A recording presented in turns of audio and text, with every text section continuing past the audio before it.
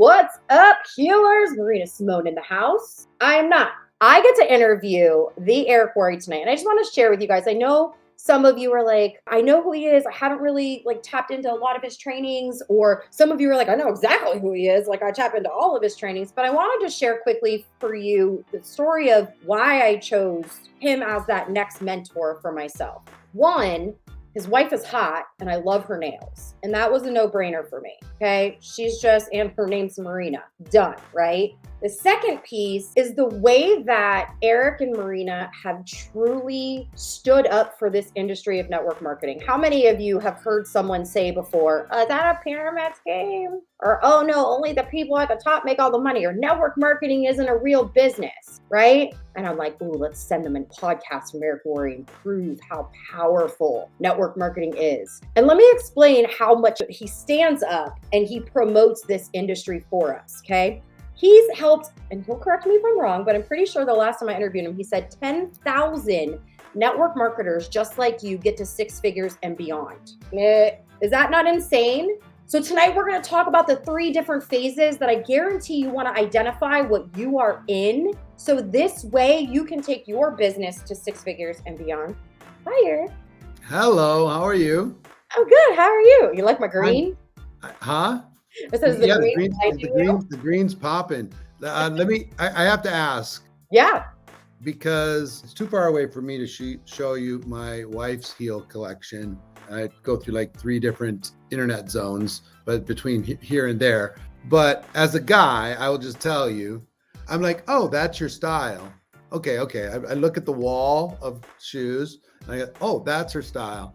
And then we're like walking somewhere in some place and say, oh, so you like those kind of shoes? She's like, no, are you crazy? That's like, what are you talking about? That's like the exact same thing. So I don't buy shoes, but she buys all the shoes. Let me ask you this. What is the fanciest shoe that is the most uncomfortable? Oh my God, I can tell you right now, it's the Versace pair that Really? Brenda bought. So I went and copied her and went and bought them, and I wore them, and I literally was like dying within 5 minutes, and I'm the high heel queen. It's not the Louboutins. Those are. I don't even buy those. I can't. My feet don't fit in them the right way. That's what I'm saying. They're super uncomfortable, right? They're the worst. I won't even buy them. Nope. No red bottoms here. Yeah, so I look, and same thing. I've got to go for comfort. My wife says, fashion is pain. You just have to take it. Fashion is pain. You don't understand. You're a guy. You're stupid. So I'm like, okay, fine. You just get what you want. I'll get out of the way. So my mom actually gave birth to me. When she went into labor, she had her pink, fluffy high heels on. So it's like this big joke that like she had me with high heels on. My mom's a type that wears high heels with bathing suits. So I kind of like grew up with the high heel thing, and that's how I see mothers, is in high heels. So that's how the whole thing came together. So it's I'm all about comfort. I'll get fancy, but it's still got to be comfortable. Like for me, I'll just one more thing about shoes, and then I'll stop. The fancy sneakers. Yeah. Like the fancy Louis and the fancy all that stuff. They're so uncomfortable. They're so heavy. They're so uncomfortable. The fancy sneakers. I have a whole bunch of them. It like the Dior ones, uncomfortable. Yep. The Louis ones, uncomfortable. Yep. The Nike ones, they're pretty comfortable. The Nike ones are really comfortable. Really I'm just saying. Or what's the one with O on the side? The sneaker with O on the side. Balance? No, On Clouds. On Clouds, super comfortable. I'm wearing On Clouds right now. Super comfortable. Anyway, so enough about shoes. I mean, no, we need to talk about how entrepreneurs can buy all the shoes they want. Yes, buy all the shoes. Unlimited shoes. Unlimited shoes. That's our new mission statement, to buy so we don't have to hide from our husband. My wife says you can't have too many shoes, too many bags, and too many jackets. The jackets. Oh, yes. I have an obsession, especially when you're on stage, because they look like jackets make you stand out. Yeah. I have this jacket that I tried on. Anyway, stop, Marina. Okay, so let's get into the stages, right? Okay, fine. So when we were talking before, you said there were 3 different phases, right? Hmm. that a network marketer is kind of in their business. And I thought that was really powerful and eye opening. And I know that all of my leaders are going to be sharing this, especially with their teams. But I want to encourage you, if you're a leader in the network marketing space, what Eric's about to share, it really helped me look at my team and decide, okay, what phase are they in? What phase do they think they're in? And how can I get them to that next phase and guide them and support them on it? So I would say definitely share this episode with those of team members and leaders that you have. All right. So let me give you, there's three, I've been around network marketing for 35 years. And I've built in the field, built teams, more than 500,000 people. I made $1 million earner a lot of years personally. And I'm more proud about how many people I've helped to get to high levels. I've helped over 500 people get to 7 figures a year, over 10,000 people get to 6 figures a year. I've helped millions of people have some level of success, build a part-time business. I know what I'm talking about. And I kind of see everything from around the world. And when I look at a career, right? You're thinking about a career. If you have a career for UPS, or you have a career for working for some company, or a career as a hair technician, or a nail technician, or whatever it happens to be, a career, whatever that is, there's different phases. And in network marketing is no different. Phase one that I found is the most kind of distinctive is from launch until you get 10 recruits. And this is not 10 people that are really just a customer. This is 10 people that have the intention of building a business, okay? The intention of building a business. So 0 to 10, and you get that done, right? And the second phase is from 10 recruits to 6 figures. And that now it becomes about skills. It becomes about hard work, duplication. You got to learn how to do some things. From 10 recruits to 6 figures. Somewhere in that journey, you should be able to go full time, right? This transition from launching from part-time to full-time, if you want to, okay?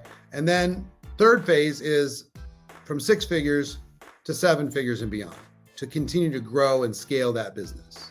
So I'd ask your audience, which one are you, 1, 2, or 3 currently? And there's no shame in ones at all. Most are in phase 1. So we have to help figure that first piece out. There's no shame in that, where you're at. Everything that was big starts small. At one stage, Marina was in stage 1, and one stage I was in stage 1. But let me ask you a question. If people don't get out of stage 1, will they stay in this business? Probably not. They might keep selling for a while, but what we really want to focus on is help them get that first 10 done, and then teach them how to be a professional. In that first 10, they're going to learn some things. They're going to get a check. They're probably going to rank advance. They're going to build some confidence. They're going to learn basically how this thing works. And then we can start to lean into skills. We can start to lean into becoming a pro, being able to go full time if you want to, being able to fire your boss, being able to take charge of your life that way. I was just looking at a podcast that I recorded this last week, and I asked this guy about entrepreneurship and network marketing. He says there's levels, and some people want to get themselves to 5,000 a month, and that's as big as their ambition to let them go. And that's great, whatever is good for them. And some people are going to go to 10, some people are going to go to 20, some people are going to go to 30, some people are going to go to 100.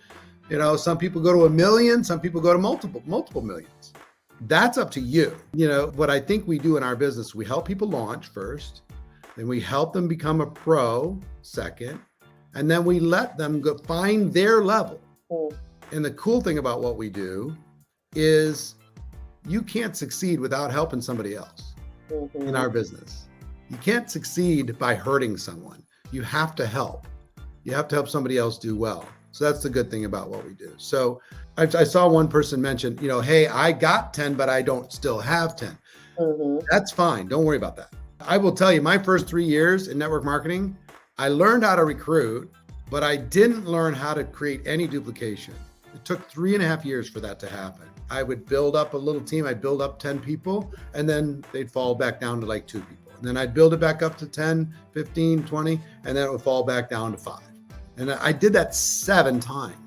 And I was like, there's something wrong with me, because I'd watch somebody like you, Marina, go across the stage, getting all the awards. And how many people do you have on your team right now, approximately, or total? Over 100,000. Over 100,000. So she's like, oh yeah, thank you for my award. I have 100,000 people on my team. And I'd be like, what in the world? I have 7. Mm-hmm. And when I look at them, I'm a little bit depressed. Mm-hmm. You know what I mean? It's just like, oh, that's my team. Like a deflated. I duplicated myself. Like, what is wrong with me? Mm-hmm. How did they have all of this stuff? It took me 3.5 years to finally figure out how to help them get through level 1. Mm-hmm. And then I taught the next group. I taught those people how to get the next group through level 1. And then, okay, it started to go. Then I started having more skills, more systems, more duplication, more retention. I became a better leader. And I learned how to use all the resources available to me. I learned how to build a leadership team, all of those different things. So what I would tell any of you that are in level 1 right now, first of all, I'm proud of you. I'm proud of you for saying yes to being an entrepreneur. I'm proud of you for saying yes to network marketing. I'm proud of you for saying yes to your company. I'm proud of you for taking the step, because it's not easy to do. When you were first presented with it, you might have thought it was easy, but we know it's not easy to go out there and build something. And it's highly emotional. Nobody told me when I first joined network marketing it was going to be this emotional. It's because it's so highly personal. You can hide inside of a company, but in a network marketing business, as your own boss, you can't hide from anything. Nothing. You can't hide at all. So every mistake is magnified like crazy. So what I would tell you, no matter where, if you're in level 1 and you want to get to level 2, just focus on following instructions. Just focus on that one goal, whatever you got to do to get that thing done. Now, I will tell you, it's not like you graduated or something. You just put yourself into the starting blocks to be able to start the race. Getting the 10 gets you to a place where you say, okay, now we can run. Now we can go. So focus on getting that done. And you know what I learned? And Marina, you tell me if this is the truth for you. You know what getting 10 really requires? A decision. Yeah. Like, I'm going to do it. Yeah. And most of the time, it's like you get mad and say, you know what? This other person did it. What the heck? Mm-hmm. Enough. I'm done. I'm getting 10. I'm getting in the car. I'm not coming home until I have 10. Period. End of story. You know what I mean? I just determination. I'm going to make it happen. That's how I did my, when I got my first 10, it's just like, dang it, I'm doing it. Other people are doing it. You watch some yo-yo who doesn't have 2 marbles in their head, and they get 10 and they get rank advance and they qualify, and you're like, what in the world? I remember my first conference for my first company, a woman walking across stage as a 7-figure earner and her saying, I don't even like people. I don't even like people. So when I was told that I have to have a relationship business, I told my sponsor, that's not going to work for me because I don't like people. And in that moment, I'm like, I like people. She did this and she doesn't even like people. And she on stage was like, I'm glad she said it because that was a really big moment for me of like, oh, anyone can do this. You know what? I found a couple things, right? First, they say that comparison is the thief of joy. I think that's true sometimes. Mm-hmm. And sometimes comparison is rocket fuel. Yeah. So, you know what I mean? It's just like when you watch that lady, it was fuel for you. Yeah. It didn't discourage you. Mm-mm. But sometimes you compare to somebody else and it's just like, well, I'll never be able to be as good as that. Or you're comparing their 25th chapter to your first chapter, stuff like that. So I've learned to do this, and this took a while to do. If comparison was helpful to me, then I used it.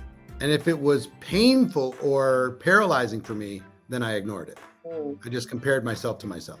So I'm a competitive person. I don't know how many people out there are competitive, but I'm a competitive person. So I use that competition to say, like you did, if that person can do it, I can do it. Mm-hmm. And then I also use the inspiration of like, I remember the top earner in my company when I first got involved. I was 23 years old and he was like 3 years older than me and he was making huge money. And I'm like, dang, if he could figure that out, I guess I could too. It seemed untouchable, but I could get around him. I could find a way to meet him. I'll tell you one quick story. I was struggling, right? And he was so far in my upline that he never got paid on me at all. He never got compensated on my action, on my activity at all. And somehow I got his phone number and I called him. And I'm like 27 generations below him or whatever. And he's making, I think at the time, like $100,000 a month, long time ago. And he was like, 27 and I was 24, something like that. He was going to go to Detroit, Michigan to do some meetings. I saw somebody announce he was going to go do some meetings. So I said, would you mind if I came to Michigan and I just watched you? Because I just need to see what a professional does, because I'm working hard. I'm not getting results. And he said, yeah, sure. I'm going to be here from here and here. I'm staying at this hotel. Yeah, sure. No problem. All right, cool. I have no money, nothing. I'm broke, totally broke. I get in my mint green Pontiac 6000 and I drive the 12 hours to Detroit, and I don't have the money to check into the hotel. So I sleep in my car in the parking lot, and every morning I have my one little suit, and I'd had a couple different shirts, and I would like towel shower or towel bathe in the lobby bathroom, put on my little suit, get a cup of the free coffee. I don't drink coffee, but I just sit there with my little cup of coffee like I was up and I just came down from my room every morning when he would come down, and he'd say, okay, let's go do these meetings. We go do the meetings. I'd follow him around, and I learned so much from saying, if that guy can do it, I'm going to model what he's doing, and I'm just going to do it. I'll give you one really interesting thing that happened that week. I don't know if I've ever told you this story, but I watched him do something. This is back in the days before Zoom, when people would have meetings in conference rooms and hotel meeting rooms and stuff like that. So it's a lot of like business conference room type stuff. And he was doing meetings, like 2, 3, 4 meetings a day for like a week, and every couple hours. And there'd be 10, 15, 20 people in that meeting. He'd do a presentation, same presentation every time. I thought the presentation was just okay, but he'd do the presentation. But afterwards, I watched him, and he would pick somebody out of the crowd and he'd say, come here a second. I want to talk to you about something. And he'd take them kind of down the hall, and I was like listening in, and he said, I look for talented people for a living. I look for people with high qualities. That's what I do. And out of this whole, everybody in this room, I think you have what it takes to go to the top. I just wanted you to know that. And if you decided to do it, we could do something powerful together. And without exception, the person would say, oh, I'm in. Yeah. Let's go. Thanks for that. And they go get him signed up, right? I watched him do it like 2 times. And then that evening, before I went back to my car, after he went to his room, I went back to my car, sleep in my car. I said, Jeff, what is the deal? He said, well, listen, my whole purpose for having a presentation is to get rid of all the tire kickers and find one person. So if it was a Zoom, whatever, get rid of all the tourists and find one person, pour my belief in them, get them excited about their future, let them know that we could do it together. And he said, I have huge success with that. And if I sign up one good person out of every meeting the rest of my life, I never have to worry about anything else. Everything else is just a bonus. And I'm like, well, what do you look for? He said, well, sometimes they look for a sparkle. Sometimes I look for a little bit of interest, or they're nodding their head, or they're engaged. If I'm asking a question, they're raising their hand, whatever. I said, well, what if they're not? He said, it doesn't matter, Eric. What do you mean it doesn't matter? He said, I'll show you tomorrow. Okay. So we go to the next meeting, and there's a guy, if you've ever done a meeting or a home meeting or whatever, there's this guy who's like, always like this, in the front row, just nasty look on his face, no reaction at all, kind of scowling and shaking his head most of the time, just the most negative person ever. And I'm like, wow, this guy's bad energy for this room. Crazy. But guess what Jeff does? At the end of the meeting, he goes to that guy, taps him on the shoulder, says, can I talk to you for a second? And I'm like, no way. So he takes that guy down, around the corner, and he says, look, I know you're putting on this tough guy thing in front of everybody. I know you're acting like this, grumpy dude, but I also know that if you decided to do this, you'd crush it. I also know maybe you've had some disappointments in the past, but you've got unfinished business when it comes to being an entrepreneur. I know it for a fact. And the guy was like, how did you know? And I'm like, no way. He took the most negative guy in the world And all he did was single him out, give him some special attention, let him know that he believed in him, and said, hey, you want to do something? Imagine when you, with your personality, you get excited, the whole world is going to step up. He's like, yeah, you're right. Let me show him what I got.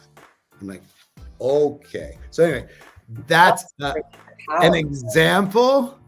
Anytime you get together in a Zoom, like, I don't know who it is going to be. Is it Latika? Is it Arlene? Is it Shay? Is it Keegan? Who is it? But there's somebody that we need to identify that is going to be the next superstar, and pour belief into them. But anyway, that's an example of a lesson, example of getting around some people, example of I was hungry enough to finally learn how to be a pro. And I would use examples of inspiration, and I'd use examples of people who didn't seem like they had their act together and they were succeeding as well.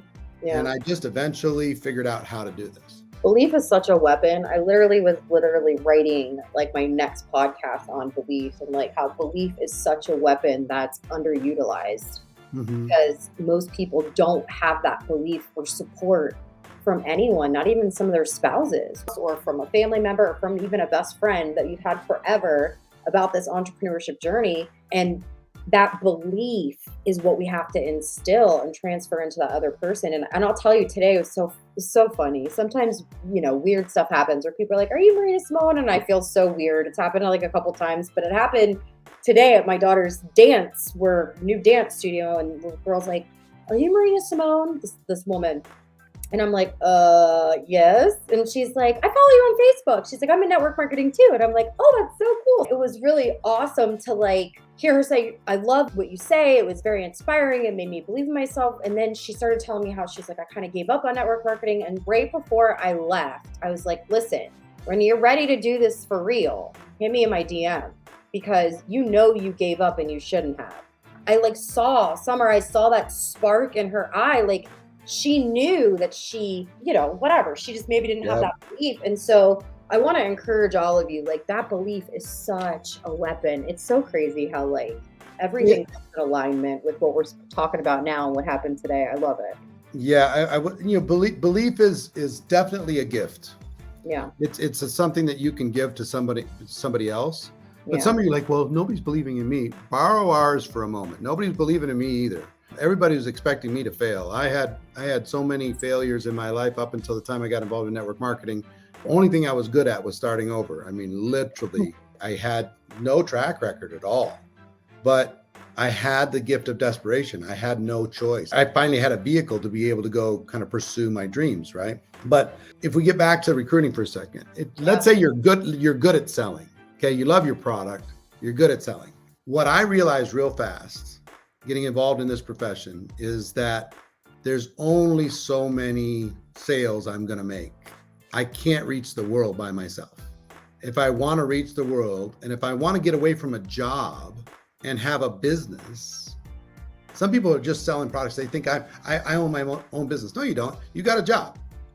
You're your own boss, but you have a job. You do not have a business. A business implies scale, leverage, earning when you're not involved, that type of thing.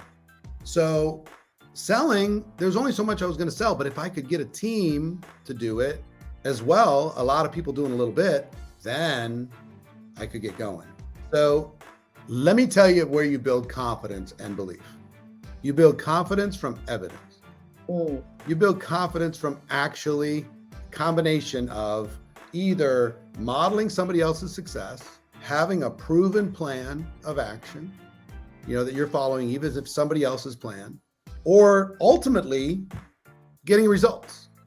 I have a mastermind tomorrow, and I'll give, this is for high level people, but I will tell you this: quantity is the solution to almost all of your problems. Quantity of whatever activity is going to help you is the solution to almost all your problems. Because if you do more quantity, you can get a feedback loop of saying, oh, that worked, that didn't, that worked, that didn't. And then you can get quality. But if you don't have quantity, you can't have the feedback loop good enough to be an expert. If you want to be a great dancer, guess what you got to do? You got to dance and dance and dance and dance and dance. You want to be a piano player? Guess what you got to do? Quantity, quantity, quantity. Feedback, feedback, feedback, and then quality shows up. So it's hard to look good and get better at the same time. At some point, you got to be willing to do it messy. You Yeah. got to be willing to do it when it's not perfect, Yeah. right? So I will give you a confession. Here's a quick confession for you. I'm an introverted person by nature. I don't know about you. Marina doesn't seem like one to me. She seems I like am. The Are you? camera Okay. brings a whole nother side of me All out. right, all right, all right. For But sure. a lot of people are. A lot of top earners are. You'd be surprised. Let me give you a definition. Introverted people lose energy in a crowd and they need to go recharge by themselves. Extroverted people gain energy in a crowd. You know, they need the crowd to gain energy, right? So I'll psych up for a situation, but my battery's going to go down pretty fast. I just have to know that about myself. But as an introvert, when I first started, here's my confession for you. I hated recruiting. I hated it so much. I was so uncomfortable. I was so insecure. I was so afraid of being embarrassed. I was so nervous. And they told me, guess how you overcome discomfort? You just have to do it a lot. Mm. And for some people, that might be true, but it wasn't true for me. I never got comfortable with it. And there's this huge lie going on in the world today. And it's being told by billionaires, millionaires, titans of business. Only do what you love. Because if you only do what you love, you never work a day in your life. And it's the biggest pile of nonsense ever uttered. I do not know why the people are saying what they're saying, because they need to qualify that. You have to have a passion for the ultimate result, but you got to be willing to do the stuff you don't love in order to be able to get to that result. If there's a promise that you want, there's a price that you have to pay. All the time. You know, so what's going on right now is people like, well, they said only do what I love, and I don't love recruiting, so I guess I shouldn't do this business. Only do what I love, and I don't like selling, so I guess I shouldn't do this business. I learned to sell and recruit because I love this. Yeah. I love community. I love connection. I love competition. I love camaraderie. I love friendship. I love seeing the world, helping each other, contribution into other people's lives, helping our customers, all this stuff. I love all that, but I hate the recruiting piece of it. Ugh. Taking a drowning person and trying to rescue them while they're trying to drag you down with them. Mm. That's mentally how I would kind of approach this in my mind. It's like, okay, this person's drowning. They don't know they're drowning. I'm going to try and help them from drowning, and they're going to try and drown me. And Yeah. I don't like swimming that much. So I'd have to psych myself up. And I finally learned how to do it. I learned how to recruit on demand. I can recruit on demand any day I want without a problem. I'm not going to love it, but I'm willing to do it in order to get to the other side. There's a whole process. I was just going to say, there's like a process that Yeah, I'll give it to you. we're talking. Oh, Well, I'll give it to you in summary. Ready? summary. You need to find people to talk to. Got it. Okay. Today is easier than ever. Find people to talk to. Find prospects. 2, you need to have a conversation with them. Doesn't need to be a business conversation. You just need to have conversation. If there's something for your notes, all business is conversation. Mm. That's all it is. So you have a conversation with them. 3, this is where we lose most people. You need to pivot that conversation to a business conversation. When it's appropriate, when it makes sense, with a little bit of charm, a little bit of elegance, you need to pivot to a business conversation. Then you need to invite them to take a look at what you have, to learn about your potential solution that might be a fit for them. And then you need to learn how to present it to them in a way that's not all about you. Because if it's all about you, you're only going to recruit people who look up to you, and never people who think of themselves as the same, or never people above you, kind of like psychologically. You know what I'm saying? So if you're a 10, you're a super influential person, you're going to recruit 8s, they're going to recruit 5s, and those people are going to recruit 3s, and pretty soon nobody can afford to pay for the product, right? You have this group that kind of crumbles in on itself. So if it's all about you, it's a problem. Yeah. And if it's all about you, then you have to have all these skills and you have to be amazing and all this stuff. So you have to find a way to present that's not all about you. And then you need to keep the conversation going. You started this conversation, keep it going. And answer their questions, overcome their objections, help them understand, give them more information, keep the conversation going. And then when they're ready, help them make the decision. Don't twist arms. Don't try to strong arm anybody. Help them make the decision to be involved like a professional. So I learned at the beginning in level 1 in particular that the amount it takes to overwhelm a level 1 person is almost nothing. You can give them the tiniest task. I want you to make a list of 20 people. They're gone. They're out. Emotionally paralyzed. Seriously. I mean, ask them to do the tiniest thing. You have to like dumb it down and make it so simple. Not saying that they're dumb. I'm just saying that they're new inside of this business and you need to make it very basic so they can take a step. And once things get into motion, they tend to stay in motion, right? So they have more conversations. They pivot those conversations. They invite, they present, they continue the conversation, they close, they help them get started, and then they go do it again. They build their confidence. They build their belief, because, hey, I just did that. Now I've got somebody on my team. Then once you get past level 1, then what are you going to do with the people that you brought in? Teach them to do exactly what you did. You might have some limiting beliefs about your ability to recruit. Like I have limiting beliefs about how fit I could be because I've tried it so many times. And you might have limiting beliefs about recruiting because maybe you've tried it before and it hasn't worked out quite the way you want it to be. But I just want you to give yourself permission to dream for just a second.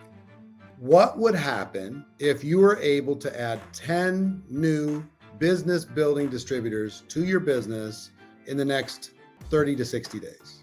What would happen?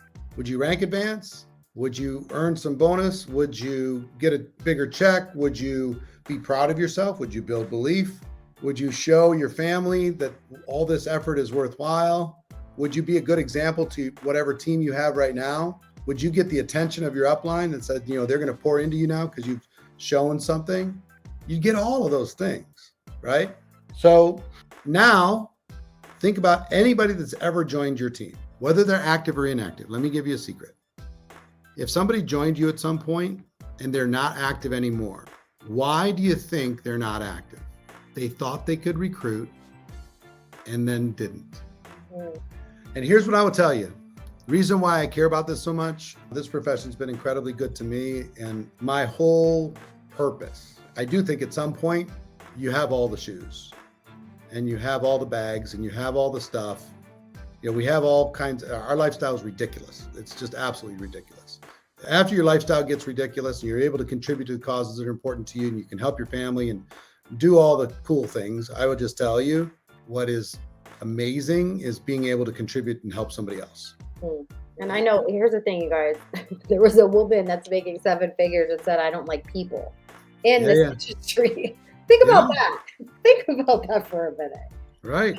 Well, and I'll bet you she came from some sort of background that was, where she probably wasn't treated well. Yeah, trauma. Absolutely. And she found a community where she was treated well. And she could, you know what's cool about what we do? We have the choice to only work with people that we like. We don't have to work with anybody you don't like. When you remember when people used to go to offices and sit in cubicles? And they'd have to sit next to somebody they didn't like all day, every day. Yes, it was exhausting. Yeah, it was awful. They had people putting on fake smiles and, singing fake happy birthday songs when somebody in the office had a birthday and nodding in meetings that were meaningless for their whole existence. Talking crap behind the corner. Just hiding. Yeah. Just hiding and waiting for an annual review. That's what most people do. Yep. So there's another thing that's going on right now is people are saying, oh, you can work for yourself, be your own boss, be your own boss.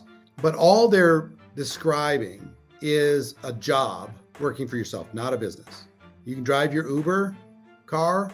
You can rent a room out of an Airbnb, job. You can, knit scarves and put them on Etsy, job. You can be a graphic designer, job. Show me something that you can start where you can have leverage. Where you can have scale, where you can build an army.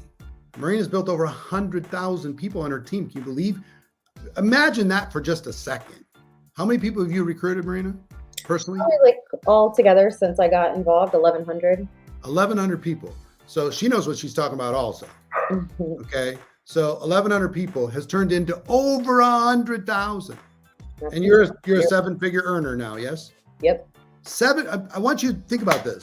How many employees do you have, Marina? For my brand, No, I'm talking about for your network marketing business. I don't have any employees. 0 employees. None. How expensive is your office building? I don't have an office building. How much did you have to invest in your inventory for your business?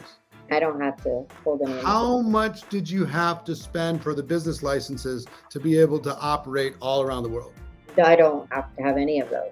How much do you have to pay somebody to keep track of all the sales and make sure all the commissions are taken care of?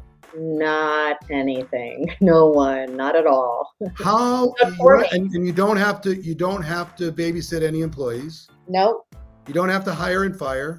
Nope. I don't have to yell when the POs aren't filled right. I don't have to deal with How much do you have to deal with the glass ceiling and being discriminated against with your check because you're a woman? None. 0. What kind of dress code do you have to wear in order to be able to get a raise? This is my favorite question. I can wear a bun on my head every day. Mom bun. So show me something that can produce that anywhere on planet Earth. How much did you invest to start your business? $399. $399. Add that, $399. You did that, and you turned into all the things I just described. Show me something, anything. I'll wait. Yeah. Please, let's debate. You present your opportunity to be able to create what she has with that investment, working hard, learning, becoming a pro, building your brand, of course, all that stuff. Show me. And show me something where you can get the attention of somebody like this woman and she'll mentor you. All you have to do is raise your hand and say, I'm willing, I'm coachable, I'm hungry. Teach me. And she will. I mean, like, come on. If you didn't recruit that same $399, you just sold products and you're an influential person, you got to build a big brand, all that stuff. How much would you have made? How long you been with your company? My current company since 2017. 2017, 6 years. How much would you have made just selling product the last 6 years? I'm not really good at just selling products because it's just like hard for me to just talk about products. So not maybe. About how much? I don't know. I probably make about $2,500 a month from product sales. All right, so $2,500 a month, which is about $30,000 a year. That's after 6 years, and another 100 on top of it from building a team per month. Do you think it's important to recruit? Do you think it's important to teach people how to recruit? Like, Yeah. Come on. I'm just telling you. I've become unemployable. I know Marina is now unemployable. Very. It's like there's no job you could offer me that I would say, you know what? I'll go to work for you because I get all of these benefits of, for me, work for myself. I work to help all of you, like Marina does, works to help all of you. But if you're working in a job that is paying you 10 cents on the dollar, if you are being tolerated instead of celebrated in the workplace, whatever you work for, you have to have an escape plan. You got to start mapping out your escape plan. You got to start digging holes in the wall. You got to start, take your fingernails and start digging a tunnel to get out of there. And step 1 of doing that, get you through level 1. Eric, I'm so grateful for you. Thank you for being on, and just seriously, every time we have a conversation, I learn something new about you. And I love the story that you just shared about like being in the car and like sleeping in the car, and like that moment for you, it didn't stop you. And I'm just, thank you for sharing that, because I know a lot of people are in a place right now financially where they feel like there's just no way out. Yeah. And thank you for sharing that piece. Thank you. All right. Love you. I'll see you soon. I love Everybody have a great you. night.